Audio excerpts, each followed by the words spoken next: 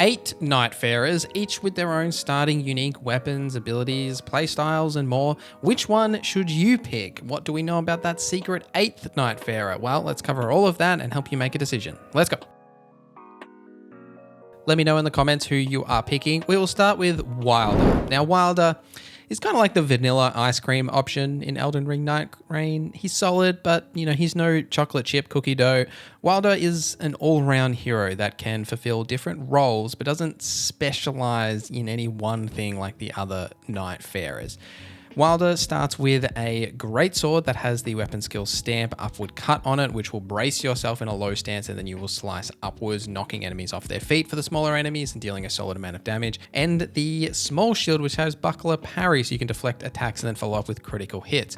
Now, overall, Wylder kind of seems like a solid strength and dexterity character, sort of evenly split that way, which allows you to focus on any really melee build with a lot of freedom in that playstyle. Now, there is a couple of really good relics for Wylder that we got to play around with in the network test that add a follow-up effect to his main claw shot ability if you are using a greatsword. So I do suspect that leaning into greatsword builds might be beneficial with Wylder, but we don't know if these relics have different variants when the full game does come out. That doesn't mean by any means that you have to use a greatsword. Like, I had really good success with like this dual wielding scythe build in the network test that had a bit of blood loss and like just was a really solid build, and that's really what works for Wylder. Is he's very flexible in how you want to build him. You don't feel like you have to look for one specific weapon type. Wylder's passive ability is Sixth Sense, to cheat death a single time. So if he is about to die, you will then immediately resurrect one time in each match. The character skill here is Claw Shot, to launch a grappling claw to rope enemies in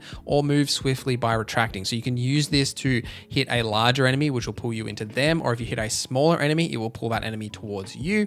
And the ultimate ability is Onslaught Stake, to perform a powerful single attack that launches an iron stake with a massive explosion. This is essentially just a damage attack that you're invulnerable while that animation is triggering, so you can deal a strong amount of damage just with this single ability. The Duchess is an agile, dexterity-based class that focuses on quick strikes and moving around the battlefield. Now, the Duchess starts with her Duchess's dagger, which comes with the magic dagger effect, which adds like the magic armament effect to the weapon. The Duchess is very much based around movement, evasion, dodging quickly, and that's also exemplified by the abilities here. Now, the passive is Magnificent Pose, attack and dodge optimally, dodging repeatedly when necessary. So she's got a different dodge animation that can be chained together, so very much a more fluid dodge focused character. You don't really want to be blocking anything here. The skill is called Restage, to stage reprisal of recent occurrences to damage nearby foes. Essentially what that means is that when you use this ability, it will replay the recent damage that has occurred to that enemy. So for example, if one of the other Nightfarers used like their ultimate ability, or there was massive damage that was applied to the boss, you'll want to use Restage to then reapply that damage again for additional damage. And the ultimate here is Finale, to obscure self and surrounding allies to hide from foes. This makes you invisible and drops aggro from bosses and enemies for a period of time until you attack again. Fantastic to use if you're just trying to reposition or get away from enemies. So a lot of flexibility in Duchess's kit, very agile, stealthy, a lot of fun here if you do enjoy that sort of playstyle, and I would definitely be leaning into maybe some sort of a status effect build, dual wielding build, looking for those sort of weapons for the Duchess when you're hunting with her. The Guardian is a bird-like humanoid that focuses heavily on defensive capabilities and strength. The Guardian starts with a halberd, which has charge force, to quickly charge forward with the armament at the hip and then thrust it into an enemy. Now, for the Guardian, you really do want to focus on those defensive capabilities, definitely keeping a shield with you as your abilities are leaning into that aspect. A bit more of a supportive, sort of like a tank role. So you're going to be either having one weapon in one hand and the shield in the other, or maybe two-handing weapon and then switching to the shield to block some damage here and there, but more block focused than dodging, absolutely. So the passive ability here is Steel Guard, to plant your feet and brace with the shield for more powerful guard. Essentially what this means is that you will be able to block more effectively at the cost of your your movement speed, so you'll be more stationary, standing still, consume less stamina while blocking and tanking some more of those heavy hits. Whirlwind is the skill to sprout wings from your back to whip up into a wind churning cyclone. A solid ability for smaller enemies to lift them up, knock them off their feet. A little bit less focused on, say, the boss encounters. Like, you won't get a ton of value out of this compared to some of the other just standard abilities, like the Duchess is one we were just talking about, but the ultimate definitely outweighs that there. So the ultimate, you'll leap up in the air, dive back down to raise a protective area. Essentially, this is great to revive allies, that especially if that are like stuck close to a boss or like AoE scenarios, because of the amount of damage that it does do to revive them. It also is a solid damage attack as well, so a fantastic ability to use in a lot of scenarios. It's very flexible, as well as making you immune while you're in that animation. But overall for the Guardian, definitely a tanky sort of focus role that you'll be playing as a Nightfarer in Elden Ring Nightreign. The Recluse, however, is the last of the characters that we have been able to play in the network test, and vastly different to the others. So Recluse is a spell casting character, very much focused on intelligence as their stat. You'll be looking for staves and basically using a staff in your main or your offhand, and then some sort of an offhand weapon in your other hand for a little bit of melee damage if you wanted to get up close and personal. But you do start with the Recluse staff, which comes with spells Glintstone Pebble and Glintstone Arc. Something to note about Elden Ring Nightreign is that staves and sacred seals will have 2 spells on them bound to their light and their heavy attacks, separate to Elden Ring, where you would say have a whole list of spells you could choose from and then select them. In Nightreign, all staves only have 2 spells bound to their light or their heavy attack. So realistically, with the Recluse, you'll be hunting for staves that have really good spells. You can then switch out this staff for something better. The passive ability Elemental Defense to collect elemental residues to replenish FP. Now this is directly tied to your magic cocktail, your skill. So you combine those elemental residues into different powerful spells. So anytime you attack an enemy, or one of your Nightfarer allies attack an enemy, you'll see a circle around them that'll be representative from a color. Now by pressing the character skill, you can then absorb this residue. This will replenish your FP, meaning that you'll always have FP to continue to cast spells. But also once you've collected 3, doesn't matter what color, you will then have a spell effect that you can then use in that magic cocktail. This effect is different depending on the colors that you have brought in. For example, red is typically linked to fire, so if you bring in a lot of red residues, you'll have some sort of a fire attack, where lightning or yellow are linked together, so you'll have some sort of a dash, lightning dash effect if you've brought in a lot of the yellow residues. But there are different combinations that do different things, and we'll have a full guide breaking this down after the game has come out and all the different combinations, but this should give you a rough idea of what to expect. The ultimate is Soul Blood Song. Affixes blood sigils to enemies that restore health and FP of Nightfarers who attack them. So a very solid support skill, especially if you're fighting any of the night bosses that you're really struggling with. You can pop this on them, and any time that you or your allies attack them, you'll restore health and FP. A fantastic way to stay in the fight, and very support orientated, which is great for this ranged spellcaster playstyle of the Recluse. Ironeye is also a ranged support, but a little bit more DPS focused, and the Ironeye really excels because of its bow. Now, something to note about the Ironeye is in the hands-on that we have seen from IGN. They have the lowest seemingly starting HP, so you definitely want to be at range basically all the time with Ironeye. Now, part of the problem with bows in Elden Ring was they were quite cumbersome to use, but they have been significantly overhauled in Nightreign with a brand new reticle targeting system, faster arrow firing, unlimited ammo so you don't have to collect arrows to actually use, a new strong attack that has like a shotgun blast fire effect with 3 arrows, and a critical hit or like backstab animation for the bow as well. Now, Ironeye is heavily focused on using bows, and we saw plenty of bows in the network test as well. Now, Ironeye's bow comes with the Mighty Shot skill, so you'll pull back the bow and do like a heavy bow arrow attack that penetrates enemy guards. And his passive ability is Eagle Eye. His keen observation increases enemy drops, meaning that enemies will drop higher rarity loot more often, so very beneficial in any party as well. Definitely think he will be quite a popular character specifically for that passive. The skill here is Marking, to mark enemies to create a temporary weak point. Essentially what that means is while enemies are marked, they will take additional damage from all sources, and using this effect you'll like dodge through enemies, so it's quite a good movement skill as well.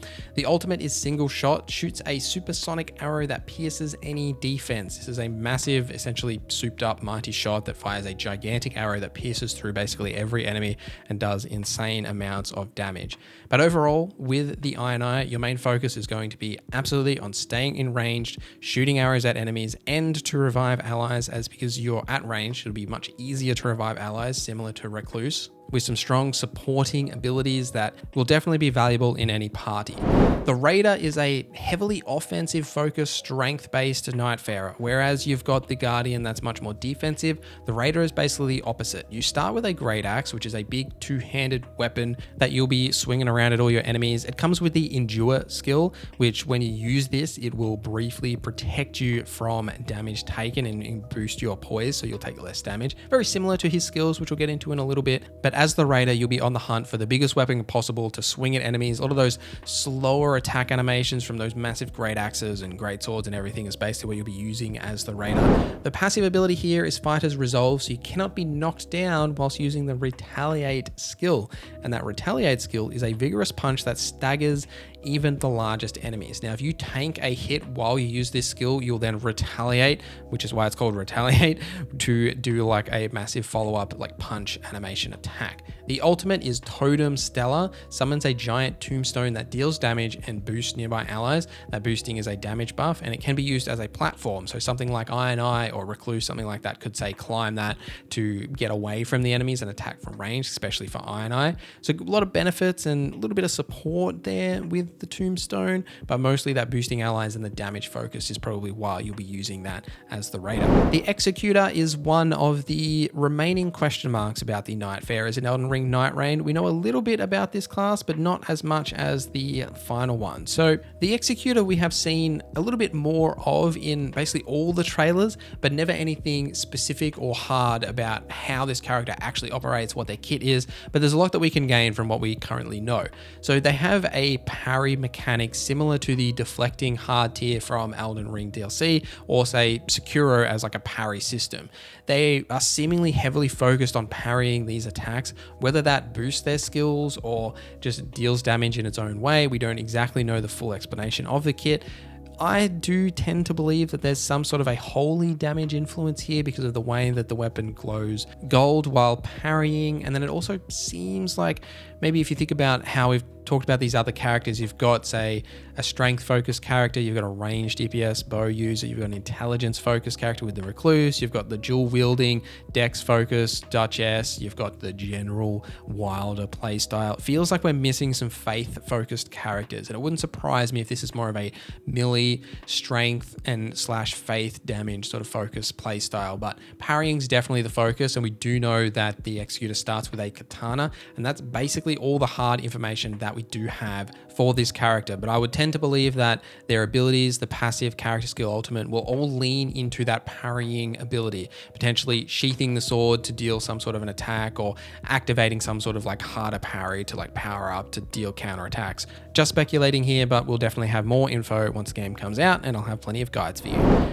The Revenant is the last of the Nightfarers available at launch. Now, this is quite the secret Nightfarer that From Software have basically hidden from us. Like, it's not even appearing in a lot of the materials of just like selecting your Nightfarer. So whether that means that it's locked at the start of the game or they're just being completely cheeky with hiding it, we don't know. But they have shown us a little bit of footage in the gameplay overview trailer. So you can see that the Revenant has some sort of a harp bow thing. Like, there's speculation that it's going to be like a harp bow weapon to attack from range, but that feels a little bit too close to the Ironeye to me. And in some of the leaked screenshots, we have seen that they do have like essentially like finger seals on their fingers. So I do tend to believe this is probably going to be some sort of definitely a faith focused class. The only hard information we do have about the Revenant is that it is going to be a spirit summoning role. So they will be able to summon spirits to attack with. That is probably going to be tied to the ability usage. There's a lot of speculation out there that this will be really good for solo play, maybe good for support, but we really don't know exactly how those abilities are going to work, even what they are. But I would typically believe that the Revenant is probably going to be that faith incantation wielder, because we've got an intelligence spellcaster with Recluse. It would make sense that we would have the opposite for the faith incantations, being the Revenant here potentially, with their skills maybe focusing on the summoning aspects, whereas the Recluse is focused on that like magic cocktail. I can definitely see that being the case, but we will absolutely have to wait for the full game. And do let me know in the comments what your speculation about the Revenant is. There's very little hard information actually out there. There's a whole lot of speculation. Hopefully From Software Software do pull the covers off this last Nightfarer before the game does come out. But let me know your thoughts in the comments down below. Thank you guys for watching this video till the end. Thank you to our members for supporting the channel. My name is Norza, and I hope you have a great day.